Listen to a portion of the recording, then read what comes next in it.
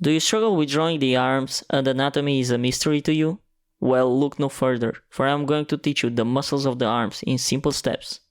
Let's first start with the anatomy of a regular, non-buff guy. I'll sketch simple blocks for the body where I'm going to attach a simplified arm to it for us to work on the anatomy on top. For this sketch, a simple sphere for the shoulder and 2 cylinders for the arms will suffice, while the bottom cylinder has a bump at the top and it tapers down. Alright, starting off, I'll indicate the pectoral muscle on the body, which is not part of the arm but is heavily connected with the shoulder.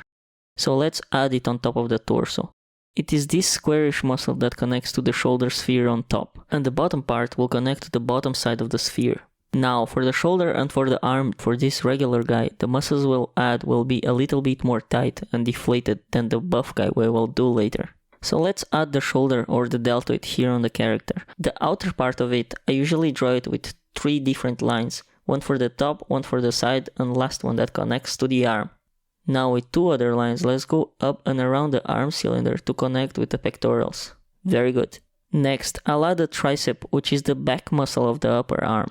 It's usually indicated with a little bulge until the half part of the upper arm, and the rest of it is just a bone, so we'll make it straight. Now for the bicep, even though he is a regular non-buff guy, we will still give him a little bit of volume, so the shape is more roundish but not a lot. Keep in mind that the position of the arm is relaxed, so we will not see much of the curve of the bicep. And let's also indicate the other part of the bicep in the middle of the arm. A very important note that everyone misses is that this line is not round and makes the bicep an elongated balloon. No, unless the arm is rotated outward, which is not the case for this example. The inner line goes in the same way of the outer line of the bicep. For the lower arm, there isn't much to change if you made the little bump in the upper area of this regular guy. But for the inside, let's indicate the flexor, which starts from the upper arm and goes around the lower arm. This muscle has a twin on the other side, but it's not visible from this angle and arm rotation. Now I'll go over the muscles and I'll add some shading to show more volume of each of it. I've also added the extensor on the outer side of the lower arm. And I've also fixed the connection for the pectorals and the deltoid up there. And by the way, the deltoid is usually made up of 3 parts. Here only 2 are visible. The front one, which sits on the level with the pectoral. And the middle one, which looks a little bit round on top, and it's where the scapula with the pectorals connect to it. Alright, that's it for the non-buff guy. It was long, but hopefully you got the general idea. But just to make the information clearer, let's make another example, this time for a buffed character. And we'll go over the same muscles but a little bit quicker this time. So let's draw another sketch of the body with its 2 forms. Then we'll add the basic sphere for the shoulder and the 2 cylinders for the 2 parts of the arm. Remember, the bottom arm has a bump and narrows down. Now for the shoulder, I'm going to indicate the little dip in the middle of the deltoid and add 3 lines for the outer part of the deltoid, just like on the previous example. Since the character is muscled, the muscles will be more inflated. Therefore, they will look more distant from the guiding shapes that we sketched. Let's add the different parts of the deltoid. The front deltoid on the side of the pectorals, followed by the middle deltoid, and we will also see the rear deltoid for this case. And all of them will converge to that part where they meet with the bicep. Now let's add a tricep at the back of the arm. It will be no longer flat, but bulging at the top part. Then coming close to the shape, since there is bone at the lower half of the upper arm. Yes, even on this buff guy, there's still just bone there. Now for the bicep, it will also be a little bit bulging, but not in a ridiculous manner, since it's in a relaxed pose. It will be roundish and then it will curve back where it meets with the lower arm. Before making the other line of the bicep, I'll just add the muscles for the lower arm.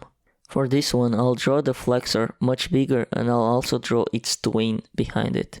And at the back of the forearm, there's also gonna be the extensor, also a little bit more bulging. I'll go back and draw the inner line for the bicep. Again, it goes in the same bend direction of the other line we drew earlier, and it connects with the flexor. Now let's add an indication for the tricep since it's more defined, and a small indication for the muscle between the tricep and the bicep, connecting with the flexor again. Lastly, let's also add the color shading also to indicate the form and the volume of each shape. But be warned, these are not indications of the fiber direction of each muscle, those will actually go in a perpendicular direction. Now that we're done with the basic views of the muscle of the arm, let's go over some poses to see how the muscles act when a character is doing specific actions. For this first character, I'll make him in semi-relaxed pose, and the arm is coming slightly up to the camera, so there will be no much difference from what we've learned previously, but it's gonna be a good practice in a slightly different angle. Now, the other arm is what it makes it a little bit more interesting. The arm is also relaxed, but the view is very different. We see more of the inner part of the arm, so we'll see less of the back of the arm, but just for design purpose, we'll add a slight bulge for the tricep. The bicep will rotate due to its rotation of the hand, and we'll also see a clear middle section between the two flexors of the forearm. Let's make a character with the arms coming up to the camera too, but one arm is more lifted up and slightly bent. This one is an excellent point to continue, since it's not that far from what we've learned. And by the way, just to clarify, both hands of this pose are facing up, meaning that the back of the palms are facing down. Notice that the farther pectoral is a little bit narrow. That is because the farther shoulder it's moving in the front, just like the upper arm, which is putting in literal pressure on the pectoral and making it look squashed. Since the arm is moving inward and it's rotating also inward, the position of the pointy part of the deltoid is also going to be moved. It will be placed in the middle of the upper arm. Now, let's add a little bit more of the tricep, since we see more of it because of the rotation. And for the bicep, remember what I've stated before, that the lines will go in the same direction? Well, this is not the general case, because of the arm's rotation and bending. I'll go later to the lower part of this arm, since there's no much detail to show. On the other side, the arm will no differ from the same arm on the first character, but it will differ in its perspective. Everything will look shorter, and also more bulging, since the arm is also bent. Now I'm just going to add the flexors for the forearm, and after some details and corrections, the pose is finished. Now we've looked into the front view of it, so you might be wondering, how does the arm look like from behind? For this last one, I'll create a heroic type of pose from the back. The character has his sword on his shoulder, though he's not touching the shoulder. He is leaning forward and the other arm is going to be on his hip. Now, like the other arms, I'm going to start at the shoulder, and I'll start at the outer part of the shoulder the same, with 3 directional lines pointing to the upper middle part of the sphere. The other parts of the deltoid, let's do it in a few lines, connecting it to the back. The arm is bent, so there will be a bulge for the bicep. And also for the tricep, the bulge will be visible and the lower half of the upper arm is going to be more straight. In this position, the elbow will look very pointy, and let's emphasize the slight roundness of the forearm in this angle.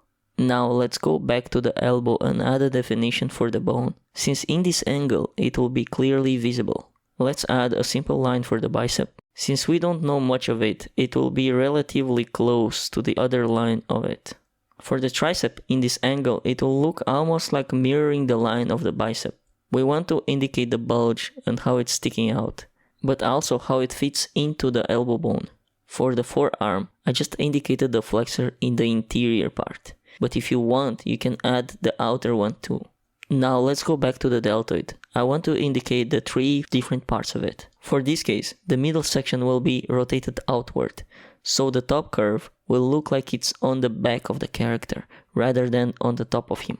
And you can indicate the rear deltoid like this. For the other deltoid, we'll keep it simple and make the outer part again with 3 different lines and complete the shape going around the form and closing it behind the back. The tricep will be shown fully here, so start with a bulge, end it at the half point of the upper arm, then make another shape for the twin part of the bulge, like so. The elbow bone will be more visibly in 3D here and can be indicated with straight simple lines. Make sure it narrows down for this pose. Let's add a little bit more volume to the forearm, clear some guidelines and add the bulge for the bicep. Let's clean the under sketch and add more volume to the inner part of the forearm.